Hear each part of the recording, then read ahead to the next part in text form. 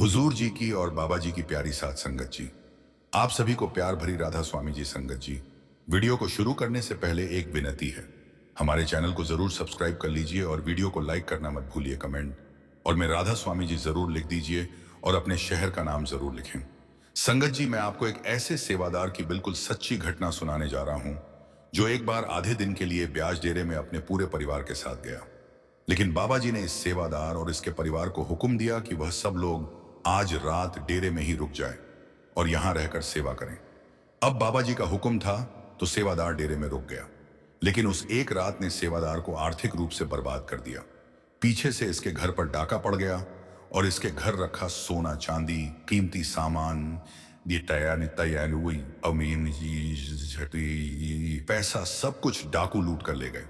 और अब क्योंकि इसको परिवार सहित बाबा जी ने उस रात डेरे रुकने को कहा था, तो इस सेवादार ने बाबा जी को ही जिम्मेदार ठहराना शुरू कर दिया। संगत जी, यह घटना सच में हमें एक ऐसी सीख देगी कि हमारा विश्वास कभी भी अपने सदगुरु पर से डगमगाएगा नहीं।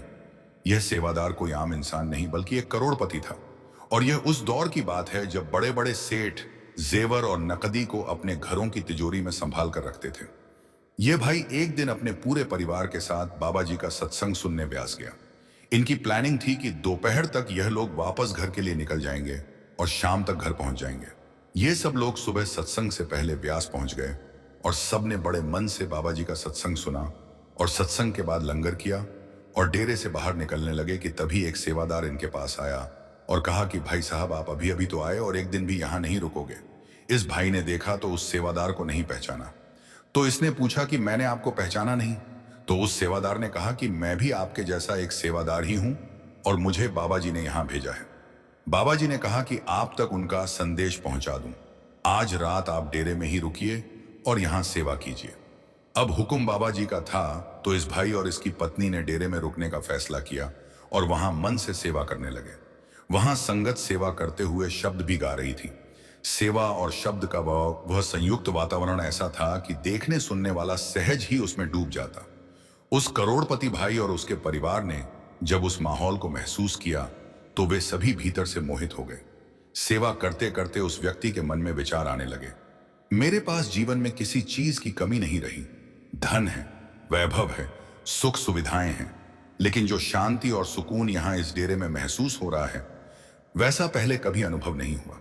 इन्हीं भावनाओं के बीच उसने अपनी पत्नी और बच्चों से कहा, हम तो यहां बस कुछ घंटों के लिए आए थे, लेकिन अब मन कर रहा है कि आज की रात भी यहीं रुक जाए। उसकी पत्नी और बच्चे भी उसी भाव में थे। सभी ने सहमति जताई और यह तय हो गया कि वे रात डेरे में ही बिताएंगे। रात के समय उन्होंने दोबारा लंगर घर में सेवा की। सेवा के बाद जब वे शेड की ओर लौटे तो देखा कि संगत शब्द गा रही है। वे भी वहीं बैठ गए और संगत के साथ मिलकर बाबा जी और हुजूर महाराज जी की महिमा की बातें करने लगे। वातावरण पूरी तरह आध्यात्मिक हो चुका था और वे उस रस में डूबते चले गए।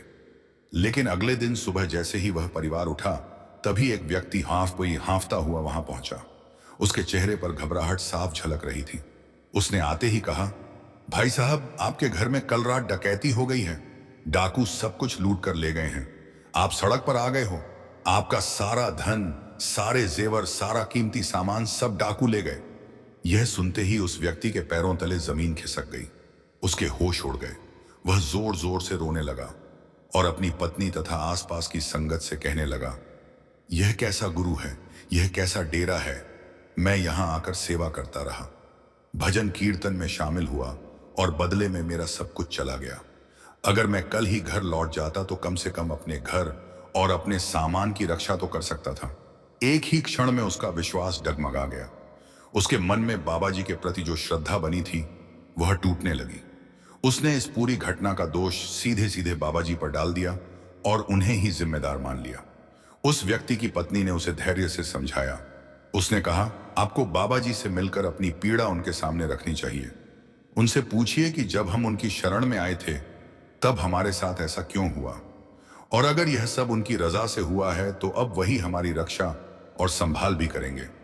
पत्नी की बात मानकर वह व्यक्ति किसी तरह बाबा जी से मिलने का समय ले सका। वो अपनी पत्नी के साथ बाबा जी के सामने पहुंचा। जैसे ही वह सामने गया, उसका धैर्य टूट गया। वो फूट फूट कर रोने लगा और अपने दिल का सारा दर्द उनके सामने उंडेल दिया। उसने कहा, हम आपके हुक्म को मानकर डेरे में रुके, संगत की सेवा की, भजन कीर्तन में शामिल हुए और बदले में हमारा सब कुछ लुट गया। अगर हम उसी दिन घर लौट जाते तो शायद यह अनहोनी ना होती।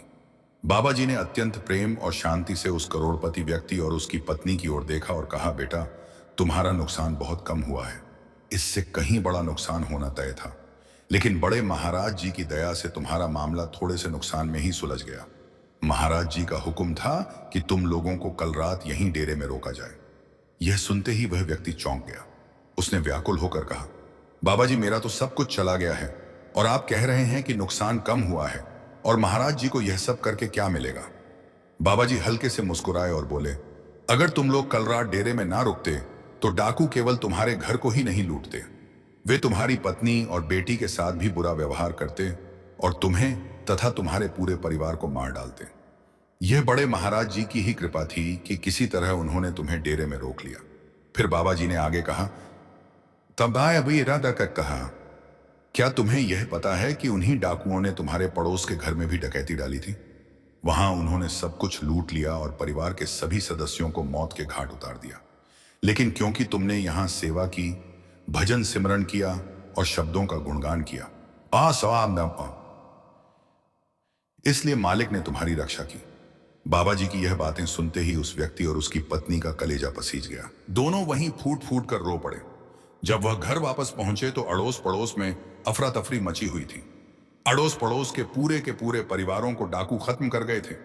यह नजारा देखकर वो करोड़पति भाई सहम गया और उसको समझ में आ गया कि बाबा जी ने मुझे और मेरे परिवार को डेरे में क्यों रोका था। संगत जी, कभी कभी कुछ चीजें जीवन में ऐसी हो जाती हैं कि हमें लगता है कि गुरु के होते हुए भी हमारे साथ इतना बुरा हो गया, लेकिन हम ये भूल जाते हैं कि गुरु ने तो थोड़े में ही कर्म कटवा दिए। संगत जी, अब मैं आपको दिल्ली के कनॉट पैलेस की एक सच्ची घटना सुनाने जा रहा हूं। दिल्ली के कनॉट पैलेस में एक ऐसी घटना घट गई कि जिसने भी सुना वो बहुत ही ज्यादा हैरान रह गया। बाबा जी दिल्ली के कनॉट पैलेस में अपने किसी करीबी रिश्तेदार के साथ एक कैफे में कॉफी पीने गए और जैसे ही बाबा जी बाहर आए तो एक बैंक का अधिकारी बाबा जी से कुछ कर्ज की वसूली की बात करने लगा। वह अधिकारी कहने लगा कि आपने हमारे बैंक से कर्ज लिया था, आप उस कर्ज को चुका दीजिए। पूरी घटना सच में आपको भी हैरान कर देगी। मेरी संगत जी से हाथ जोड़कर विनती है कि इस घटना को विस्तार से सुनने से पहले कमेंट में राधा स्वामी जरूर लिखिए। साध संध्याक जी, यह प्रसंग एक सत्संगी भाई से जुड़ा है जिनका नाम दया कुमार था। वे दिल्ली में एक बैंक में कैशियर के पद पर कार्यरत थे। जब यह घटना घटी तब उन्हें नाम दान लिए हुए लगभग 10 से 11 वर्ष हो चुके थे। अपनी नौकरी के साथ साथ वे पूरे मन से सेवा भी निभाते थे और स्वयं को सौभाग्यशाली मानते थे कि उन्हें सेवादार बनने का अवसर मिला। बैंक की ओर से उनकी एक विशेष जिम्मेदारी तय थी। प्रतिदिन बैंक की बड़ी राशि को सुरक्षित रूप से मुख्य शाखा तक पहुंचाना उनकी ड्यूटी में शामिल था। इस कार्य के लिए उन्हें एक गाड़ी दी गई थी और साथ में एक सुरक्षा गार्ड भी रहता था ताकि रास्ते में किसी प्रकार की परेशानी ना हो और कैश पूरी सुरक्षा के साथ गंतव्य तक पहुंच सके। एक दिन रोज की तरह दया कुमार जी बैंक का कैश लेकर मुख्य शाखा की ओर रवाना हुए। रास्ते में कनॉट प्लेस का इलाका आता था। जैसे ही उनकी गाड़ी वहां से गुजर रही थी, उनकी नजर अचानक पास से गुजरती एक दूसरी गाड़ी पर पड़ी। पहले तो उन्होंने इसे किसी सामान्य व्यक्ति की गाड़ी समझा और ध्यान नहीं दिया, लेकिन फिर अचानक उनके मन में एक हल्की सी हलचल हुई। उन्होंने दोबारा ध्यान से उस गाड़ी को देखा। कुछ ही क्षणों में उन्हें आभास हुआ कि यह कोई साधारण गाड़ी नहीं है। जब उन्होंने और गौर किया तो पहचान लिया कि वह तो बाबा जी की गाड़ी है। एक पल को उन्हें खुद पर ही विश्वास नहीं हुआ। उन्होंने सोचा शायद यह किसी और की गाड़ी है, लेकिन जैसे ही उनकी दृष्टि गाड़ी के ड्राइवर पर पड़ी, सारा संदेह समाप्त हो गया। अब वे पूरी तरह आश्वस्त थे कि सामने से गुजर रही गाड़ी वास्तव में बाबा जी की ही है। यह देखते ही उनके हृदय में बाबा जी के दर्शन करने की तीव्र इच्छा जाग उठी। मन भीतर ही भीतर व्याकुल हो गया, पर उसी क्षण उन्हें अपनी जिम्मेदारी भी याद आ गई। वे बैंक की ड्यूटी पर थे, उनके साथ कैश था और सुरक्षा गार्ड भी मौजूद था। ऐसे में बिना कारण गाड़ी रुकवाना या अपनी ड्यूटी छोड़ना संभव नहीं था। इसी उधेड़बुन में अचानक उनके मन में एक उपाय आया। उन्होंने सोचा कि अगर वे अपने साथ के लोगों से यह कह दें कि उस गाड़ी के मालिक ने उनसे कभी 500 रुपए उधार लिए थे और अब तक लौटाए नहीं है, तो शायद कुछ मिनटों के लिए गाड़ी रुकवाई जा सकती है। यह सोचते ही उनके मन में संकोच भी हुआ, क्योंकि झूठ बोलना उन्हें अच्छा नहीं लग रहा था। लेकिन बाबा जी के दर्शनों की तीव्र तड़प ने उस संकोच पर पलड़ा भारी कर दिया। उन्होंने मन ही मन बाबा जी से क्षमा मांगी और बैंक की गाड़ी के सुरक्षा गार्ड से कहा, भाई साहब, इस गाड़ी वाले ने मुझसे 500 रुपए उधार लिए थे। कई बार मिलने पर भी उसने पैसे वापस नहीं किए। बस 5 मिनट के लिए गाड़ी रोक दीजिए, मैं अपने पैसे लेकर तुरंत लौट आता हूं। सिक्योरिटी गार्ड ने उनकी बात सुनते ही गाड़ी रोक दी और सहज स्वर में बोला, ठीक है, आप जाकर ले आइए, मैं यहीं इंतजार करता हूं। दया कुमार जी तुरंत गाड़ी से उतरे और तेज कदमों से उस गाड़ी की ओर बढ़े जिसे वे बाबा जी की गाड़ी समझ चुके थे। पास पहुंचकर उन्होंने वहां मौजूद ड्राइवर से विनम्रता से पूछा, भाई साहब, बाबा जी नजर नहीं आ रहे, वे कहाँ हैं? ड्राइवर ने शांति से उत्तर दिया, हाँ, यह बाबा जी की ही गाड़ी है, वे अपने किसी रिश्तेदार के साथ पास ही कॉफी पीने गए हैं, थोड़ी देर में वापस आ जाएंगे। यह सुनते ही दया कुमार जी ने वहीं रुकने का निश्चय कर लिया। उनके मन में बस एक ही भाव था, बस किसी तरह बाबा जी के दर्शन हो जाए। वे वहीं खड़े होकर बाबा जी की प्रतीक्षा करने लगे। समय धीरे धीरे बीतता गया। लगभग 15 मिनट गुजर गए, लेकिन बाबा जी अब तक नहीं लौटे। इसी बीच वह सुरक्षा गार्ड भी गाड़ी से उतरकर उनके पास आ गया और बोला, दया कुमार जी, क्या आपको अपने पैसे वापस मिल गए? दया कुमार जी ने हल्की सी मुस्कान के साथ उत्तर दिया, अभी नहीं, गाड़ी के मालिक बस आते ही होंगे। सिक्योरिटी गार्ड ने थोड़ी चिंता के साथ कहा, अगर ज्यादा देर हो गई तो हम लेट हो जाएंगे और यह कैश तय समय तक बड़ी ब्रांच में पहुंचाना बहुत जरूरी है। इस पर दया कुमार जी ने विनती करते हुए कहा, बस 5 मिनट और रुक जाइए, यह गाड़ी वाला अभी आने वाला है, मुझे मेरे पैसे लेने दीजिए। अभी दया कुमार जी सुरक्षा गार्ड से यही बात कर रहे थे कि तभी उनकी नजर सामने से आते हुए बाबा जी पर पड़ी। जैसे ही बाबा जी दिखाई दिए, दया कुमार जी की आंखें भर आईं, हृदय भावनाओं से उमड़ पड़ा। उनके मन में एक ही विचार आया, बाबा जी के दर्शन हो गए, अब मुझे यहां से चले जाना चाहिए। उन्होंने तुरंत सुरक्षा गार्ड से कहा, चलो अब वापस चलते हैं। लेकिन सुरक्षा गार्ड ने तुरंत टोका और कहा कि अरे, आपने अपने 500 रुपए तो लिए ही नहीं, आप उनसे अपने पैसे तो मांग लो। दया कुमार जी ने कहा, कोई बात नहीं, बाद में देख लेंगे, अभी चलो। इतना कहकर जैसे ही वे और सुरक्षा एल और टूइश के आइए एट गार्ड मुड़कर जाने लगे, तभी बाबा जी अपनी गाड़ी के पास पहुंचे और पीछे से आवाज दी, भाई, अपने 500 रुपए तो लेते जाओ जो मैंने तुमसे उधार लिए थे। यह सुनते ही दया कुमार जी वहीं ठिठक गए, मानो समय रुक गया हो। वे अवाक रह गए, उनकी आंखों से आंसू बहने लगे और अगले ही पल वे वहीं फूट फूट कर रो पड़े और मुड़कर सीधे बाबा जी के चरणों में गिर गए। बाबा जी ने दया कुमार को उठाया और कहा कि बेटा, बाहरी दर्शन नहीं, अंदर के दर्शन करने हैं, और भविष्य में फिर कभी भी झूठ नहीं बोलना, नहीं तो कर्मों का बोझ बढ़ेगा। यह सुनकर दया कुमार जी ने बाबा जी को वचन दिया और वहां से वापस चले गए। साध संगत जी, यह प्रसंग उन सभी के लिए एक गहरा संदेश है जो बाबा जी को केवल एक साधारण मनुष्य समझते हैं। बाबा जी हमारी बाहरी क्रियाओं को ही नहीं देखते, बल्कि हमारे मन के भीतर उठ रही हर छोटी से छोटी तरंग से भी भली भांति परिचित रहते हैं। यह सामर्थ्य किसी सामान्य इंसान की बस की बात नहीं है। दया कुमार जी ने 500 रुपए वाली बात केवल बैंक के सुरक्षा गार्ड से कही थी। उन्होंने यह बात किसी और से साझा नहीं की थी, ना ही बाबा जी ने उसे प्रत्यक्ष रूप से सुना था। फिर भी बाबा जी ने उनके मन में चल रही उस बात को जान लिया। यही तो वह रहस्य है जो यह दर्शाता है कि बाबा जी केवल दिखाई देने वाले रूप तक सीमित नहीं है, बल्कि भीतर की हर भावना को पढ़ लेते हैं। इस सत्य को और स्पष्ट करने के लिए मैं आपको एक और अत्यंत विलक्षण घटना सुनाना चाहता हूं। एक बार एक सत्संगी महिला का 2-3 वर्ष का छोटा सा बेटा था। उस बच्चे की एक अनोखी आदत थी, वो अक्सर बाबा जी की तस्वीर के पास जाकर बैठ जाता और उनकी दाढ़ी में कंघी करने लगता। जहां आमतौर पर इस उम्र के बच्चे खिलौनों में खोए रहते हैं, वहां यह नन्हा सा बालक घंटों तक बाबा जी की तस्वीर को निहारता रहता और बड़े प्रेम से उस तस्वीर में बाबा जी की दाढ़ी पर कंघी फेरता।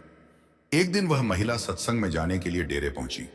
सत्संग के दौरान बच्चे का ध्यान बना रहे, इस उद्देश्य से उसने अपने बेटे को बाल सत्संग के पंडाल में बैठा दिया। वहां बच्चे आमतौर पर कहानियां सुनते और अनुशासन में रहते थे। जब सत्संग समाप्त हुआ और वह महिला अपने बेटे को लेने के लिए वहां पहुंची, तो जो दृश्य उसने देखा वह उसके लिए अविश्वसनीय था। उसने देखा कि बाबा जी स्वयं वहां बच्चों के बीच बैठे उनसे स्नेहपूर्वक बातें कर रहे थे। लेकिन जो बात उसे सबसे अधिक चकित कर गई वो यह थी कि बाबा जी ने उसके बेटे को अपनी गोद में उठा रखा था। फिर बाबा जी मुस्कुराते हुए उस मासूम से बोले, क्यों बेटा, आज मेरी दाढ़ी में कंघी नहीं फिराने? यह सुनते ही सत्संगी बीवी दंग रह गई। उसे समझ नहीं आया कि बाबा जी को कैसे पता चला कि उसका बेटा हर दिन बाबा जी की तस्वीर में कंघी करता था। जब उसने यह बात संगत के साथ साझा की तो सभी भावुक हो गए। यह घटना इस बात का प्रमाण है कि बाबा जी केवल हमारे बाहरी कर्मों को ही नहीं बल्कि हमारी हर छोटी छोटी भावनाओं और प्रेम को भी जानते हैं। संगत जी, आइए अब आपको एक और सच्ची घटना सुनाते हैं। जब जयपुर में हुए भंडारे पर एक सेवादार की ड्यूटी ऐसी जगह लगाई गई कि उस तक ना तो लंगर पहुंचा और ना ही पीने का पानी। फिर बाबा जी खुद उस सेवादार भाई से मिलने गए और अपने हाथों से उसको लंगर और पानी दिया। आप सब जानते हैं कि भंडारे के दिन व्यवस्था कुछ विशेष होती है। संगत को सुचारू रूप से सेंटर तक पहुंचाने के लिए सेवादारों की ड्यूटी सेंटर से काफी दूर दूर तक लगा दी जाती है, ताकि रास्ते में आने वाली संगत को समय पर मार्गदर्शन मिल सके। आपने भी यह अनुभव किया होगा कि जब आप भंडारे के लिए सेंटर की ओर जाते हैं तो सेंटर से बहुत पहले ही कई किलोमीटर दूर आपको बाबा जी के सेवादार सेवा करते हुए दिखाई देने लगते हैं। कहीं सड़क किनारे, कहीं मोड़ पर तो कहीं बस स्टॉप पर। हर जगह सेवादार संगत को सही दिशा में भेजते नजर आते हैं। कुछ सेवादारों की ड्यूटी तो इतनी दूर लगा दी जाती है कि वे सेंटर से बहुत पहले ही सेवा में जुट जाते हैं। बीते साल हुए जयपुर भंडारे के समय भी यही दृश्य देखने को मिला। देश के अलग अलग शहरों से कई जत्थे सेवा के लिए जयपुर पहुंचे थे। हर जत्थेदार ने अपने अपने जत्थे के सेवादारों को सेवा की पूरी समझ दी और फिर उन्हें उनकी उनकी ड्यूटी वाले स्थानों पर भेज दिया। इन्हीं जत्थों में से एक जत्था हरियाणा के किसी शहर से जयपुर भंडारे के लिए आया था। उस जत्थे में एक लगभग 28-29 वर्ष का युवक भी शामिल था। यह भाई पहली बार किसी जत्थे के साथ सेवा करने आया था। उसकी ड्यूटी सेंटर से लगभग 20 किलोमीटर दूर एक बस स्टॉप पर लगाई गई थी। वहां उसका कार्य यह था कि जो भी संगत वहां पहुंचे उसे डेरे की ओर जाने वाली बस में बैठाकर सही सलामत डेरे तक रवाना करना। जब यह भाई अपनी ड्यूटी को ठीक तरह से समझकर बस स्टॉप की ओर जाने लगा तो जाते जाते उसने अपने जत्थे के अन्य सेवादारों से विनम्रता से कहा, भाइयों, जब आपकी सेवा पूरी हो जाए तो मुझे भी फोन कर देना। मैं भी सेंटर आकर बाबा जी के दर्शन कर लूंगा। उसकी बात सुनकर जत्थेदार और साथ के सेवादारों ने उसे आश्वासन दिया, आप बिल्कुल चिंता मत करें, हम आपको समय पर फोन करके बुला लेंगे। साथियों की इस तसल्ली के बाद वह भाई निश्चिंत होकर अपनी सेवा पर निकल गया। वह बस स्टॉप पर पहुंचकर पूरी लगन और समझदारी के साथ संगत को डेरे की बसों में बैठाने लगा और उन्हें सेंटर की ओर भेजता रहा। उसने दिल से निष्काम भाव से सेवा की। समय का उसे कोई ध्यान नहीं रहा। ना उसने कुछ खाया पिया ना आराम किया, बस पूरी तन्मयता से वहीं खड़े होकर सेवा में जुटा रहा। उधर सेंटर पर जब उसके जत्थे के बाकी सेवादारों के लिए लंगर पहुंचा तो वे अनजाने में उस बस स्टॉप पर सेवा कर रहे अपने साथी को भूल गए और स्वयं लंगर ग्रहण करने बैठ गए। समय बीतता गया। कुछ ही घंटों बाद सत्संग का कार्यक्रम भी समाप्त हो गया और संगत धीरे धीरे अपने घरों की ओर लौटने लगी। लेकिन वो सेवादार भाई अपनी जगह से जरा भी नहीं हिला। वो उसी बस स्टॉप पर बैठा रहा और आते जाते श्रद्धालुओं को सही रास्ता बताता रहा। शाम के समय बाबा जी ने जत्थों को दर्शन दिए, पर उस अकेले सेवादार के बारे में किसी ने सोचा तक नहीं। ना जत्थेदार को उसकी याद आई और ना ही किसी अन्य सेवादार को। उसे वापस सेंटर बुलाना पूरी तरह सबके ध्यान से निकल गया था। वो भाई फिर भी वहीं डटा रहा। उसे जत्थेदार ने स्पष्ट कहा था कि जब तक सेवा पूरी ना हो जाए और आदेश ना मिले तब तक ड्यूटी वाली जगह से हटना नहीं है। यह उसकी पहली सेवा थी, इसलिए उसके मन में यह दृढ़ विश्वास बैठ गया था कि जब तक उसे बुलाया नहीं जाता उसे वहीं बैठे रहना चाहिए। इसी भावना के साथ वो सुबह से शाम तक वहीं बैठा रहा। ना उसने कुछ खाया ना पानी पिया। समय कैसे निकल गया उसे पता ही नहीं चला। धीरे धीरे उसके मन में विचार आने लगे, यह कैसी सेवा है। ना किसी ने चाय के लिए पूछा, ना लंगर मिला और ना ही बाबा जी के दर्शन हुए। फिर भी वह वहीं बैठा रहा, भूखा प्यासा थका हुआ, क्योंकि उसके मन में बस एक ही बात थी कि बिना जत्थेदार की आज्ञा के वो अपनी जगह छोड़कर कहीं नहीं जा सकता। जत्थेदार और बाकी सेवादार उस भाई को सचमुच भूल चुके थे, लेकिन साध संगत जी बाबा जी क्या कभी अपने किसी सेवादार को भूल सकते हैं। शाम ढलने लगी थी। उसी समय बाबा जी ने एक सेवादार से कहकर लंगर पैक करवाया और स्वयं ड्राइवर के साथ उसी बस स्टॉप की ओर कल पड़े जहां वो सेवादार भाई सुबह से भूखा प्यासा बैठा सेवा कर रहा था। बाबा जी की गाड़ी सीधे उसके सामने जाकर रुकी, लेकिन वो भाई पहचान ही नहीं पाया कि गाड़ी में कौन है, क्योंकि उसने कभी ऐसा सोचा ही नहीं था कि बाबा जी खुद वहां उस तक आएंगे। जैसे ही बाबा जी ने गाड़ी का शीशा नीचे किया, उस सेवादार की नजर उन पर पड़ी। वो एकदम सन्न रह गया, हक्का बक्का सा खड़ा रह गया और तुरंत उठकर बाबा जी की ओर बढ़ा। वो अपनी भावनाएं संभाल न सका और फूट फूट कर रोने लगा। बाबा जी ने बड़े स्नेह से कहा, उसका है रहा है। बेटा रो क्यों रहा है? तूने सुबह से कुछ खाया भी नहीं और दर्शन के लिए भी नहीं आया। मैंने सोचा जब तू नहीं आया तो मैं खुद ही चलकर तेरे दर्शन कर दूं और तुझे रोटी भी खिला दूं। इतना कहकर बाबा जी ने अपने हाथों से पैक किया हुआ लंगर उस भाई को दिया और बोले, बेटा पहले लंगर खा ले, फिर अपने जत्थे के पास पहुंच जा। वो सेवादार रोते रोते बोला, बाबा जी, मुझे तो पता ही नहीं चला कि मेरी सेवा खत्म हुई है या नहीं। मैं पहली बार जत्थे के साथ आया हूं। जत्थेदार ने कहा था कि वह खुद मुझे बुला लेंगे। मैं तभी से उन्हीं के बुलाने का इंतजार करता रहा। बाबा जी ने उसे समझाते हुए कहा, बेटा, जत्थेदार के ऊपर बहुत बड़ी जिम्मेदारी होती है। कभी कभी उनसे भी भूल हो जाती है। तू इन छोटी छोटी बातों को दिल पर मत लगाया कर। इस पर सेवादार बोला, बाबा जी, मैं तो एक साधारण सा सेवादार हूं। मुझे जो कहा गया मैंने वही किया। बाबा जी ने गहरी करुणा के साथ समझाया, बेटा, परमार्थ में कोई छोटा बड़ा नहीं होता। ऐसी सोच अपने मन में मत रखा कर। हम सब यहां सेवा ही कर रहे हैं। मालिक ने हम सबको अपनी अपनी ड्यूटी दे रखी है। जैसे तू एक सेवादार है, वैसे ही मैं भी यहां एक सेवादार ही हूं। मालिक की नजर में सब बराबर हैं। बाबा जी की यह गूढ़तायत और प्रेम भरी बातें सुनकर उस सेवादार की आंखों से आंसू थमने का नाम ही नहीं ले रहे थे। उसके मन में एक ही भाव उमड़ रहा था, हम इंसान चाहे एक दूसरे को भूल जाएं, लेकिन सदगुरु अपने सेवादारों को कभी नहीं भूलते। इसके बाद बाबा जी ने उस भाई को अपने हाथों से दिया हुआ पैक लंगर सौंपा और वहां से आगे बढ़ गए। साध संगत जी, गुरु अपनी संगत और अपने सेवादारों को कभी नहीं भूलते। बाबा जी यह कैसे सहन कर सकते थे कि उनका कोई सेवादार बिना दर्शन किए और बिना कुछ खाए पिए रह जाए? यह उनके स्वभाव में ही नहीं है। लेकिन साध संगत जी, इंसान स्वभाव से बड़ा स्वार्थी होता है। अब आपने स्वयं सुन लिया कि उस सेवादार भाई के जत्थे में शामिल किसी भी सेवादार को यह ख्याल तक नहीं आया कि उसे भी बुला लिया जाए। किसी ने इतना भी कष्ट नहीं किया कि यह देख ले कि वह भाई कहां है। अब आप ही सोचिए, क्या हम सच में मतलबी नहीं हैं? इसी स्वार्थ की बात को और गहराई से समझाने के लिए मैं आपको एक और प्रसंग सुनाना चाहता हूं, जिससे यह बात और पक्की हो जाएगी कि परमार्थ में आने के बाद भी अक्सर हम केवल अपने फायदे के बारे में ही सोचते हैं। यह वही प्रसंग है जिसमें एक वाक्य ने बाबा जी को नाराज कर दिया था। पहले के समय में बाबा जी ज्यादातर सड़क मार्ग से ही आया जाया करते थे। एक बार बाबा जी कार से दिल्ली से डेरे की ओर जा रहे थे। रास्ते में अचानक उन्होंने ड्राइवर से कहा कि गाड़ी को हरियाणा के एक छोटे से सेंटर की तरफ मोड़ दिया जाए।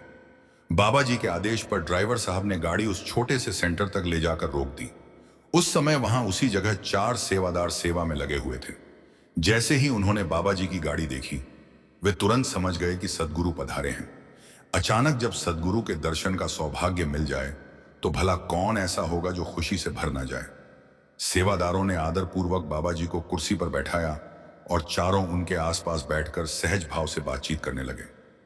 बातों बातों में एक सेवादार ने विनम्रता से कहा, बाबा जी, क्या हम संगत को सूचना दे दें कि आप यहां पधारे हैं ताकि वे भी आपके दर्शन कर सकें? बाबा जी ने उत्तर दिया, हाँ हाँ, बिल्कुल बुला लो, लेकिन यह मत बताना कि मैं यहां बैठा हूं। संगत को यह कहकर बुलाना कि यहां सेवा की जरूरत है। जो भी संगत सेवा के लिए आ जाएगी उसे दर्शन अपने आप हो जाएंगे। बाबा जी के कहने पर तीनों सेवादारों ने तुरंत फोन लगाने शुरू कर दिए। उन्होंने लोगों से कहा, यहां सेवादारों की औषधि की आवश्यकता है, आप जल्दी से सेंटर आ जाइए। लेकिन एक के बाद एक जितने भी फोन किए गए, किसी ने भी सेवा का नाम सुनते ही आने की हामी नहीं भरी। हर किसी के पास कोई ना कोई बहाना था। किसी ने कहा, मैं नौकरी पर हूं। किसी ने जवाब दिया, दुकान पर अकेला हूं, निकल नहीं सकता। किसी ने कहा, पत्नी की तबीयत ठीक नहीं है। तो किसी ने बहाना बनाया, बच्चे अभी स्कूल से लौटने वाले हैं। कुल मिलाकर हर किसी ने किसी न किसी कारण से सेवा पर आने से इनकार कर दिया। काफी देर तक फोन करने के बाद जब कहीं से भी सकारात्मक उत्तर नहीं मिला तो चारों सेवादार चुपचाप बाबा जी के सामने सिर झुकाए खड़े हो गए। तब बाबा जी ने उन्हें स्नेह से देखते हुए कहा, बेटा, इसमें तुम्हारी क्या गलती है? मैं तो पहले से ही जानता था कि मेरी संगत कितनी स्वार्थी है। अपने स्वार्थ के लिए इंसान कई कई किलोमीटर दूर तक दौड़ लगाता है, लेकिन जब कोई निजी मतलब ना हो तो घर से बाहर कदम भी नहीं रखता। फिर बाबा जी ने आगे कहा, इसीलिए मैंने तुमसे कहा था कि उन्हें सेवा का कहकर बुलाओ। अगर तुम यह बता देते कि मैं यहां बैठा हूं तो कुछ ही मिनटों में यहां भीड़ लग जाती। सब अपने अपने काम छोड़कर तुरंत यहां पहुंच जाते। साध संगत जी, उस दिन बाबा जी इतने अप्रसन्न हुए कि वे वहां ज्यादा देर रुके ही नहीं और कुछ ही मिनटों में वहां से चले गए। अगले दिन जब संगत को यह बात पता चली कि बाबा जी उस दिन सेंटर पर आए थे तो वे सब लोग उस दिन सेंटर पर मौजूद सेवादारों के पास आकर कहने लगे, आपने हमें बताया तक नहीं कि बाबा जी यहां पधारे थे। इस पर सेवादारों ने उत्तर दिया, बाबा जी आप सबकी परीक्षा ले रहे थे और आप सब उस परीक्षा में खरे नहीं उतर पाए। यह सुनते ही संगत के सिर शर्म से झुक गए। उन्हें अपनी भूल का एहसास हो गया। साध संगत जी, जी, यह स्थिति केवल उस छोटे से सेंटर की संगत तक सीमित नहीं है। सच तो यह है कि यही हाल हम सबका है। हम भी अक्सर सेवा से बचने के लिए बहाने ढूंढ लेते हैं, जबकि यदि हम सेवा करने में सक्षम हैं,